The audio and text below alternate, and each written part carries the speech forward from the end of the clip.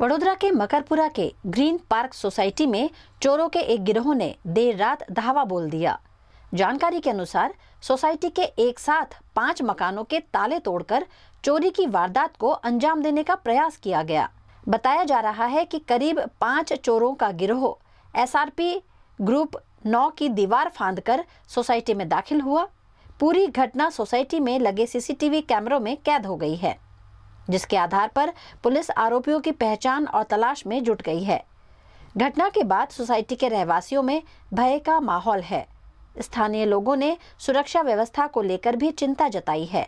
वहीं मकरपुरा पुलिस ने मामला दर्ज कर चोरों के गिरोह को पकड़ने के लिए जांच तेज कर दी है।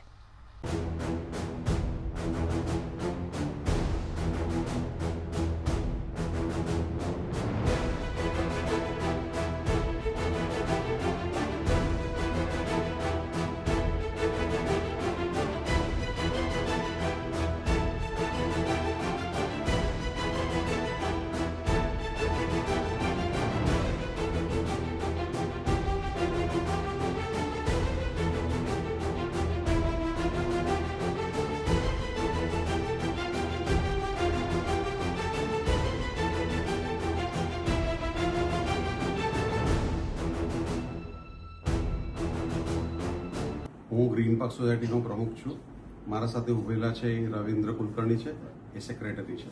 શુક્રવારની રાત્રે લગભગ 2:30 વાગ્યાના આસપાસ 3 માણસો અમારી સોસાયટીમાં SRPના દિવાલ ઓળંગીને સોસાયટીમાં ઘૂસ્યા હતા।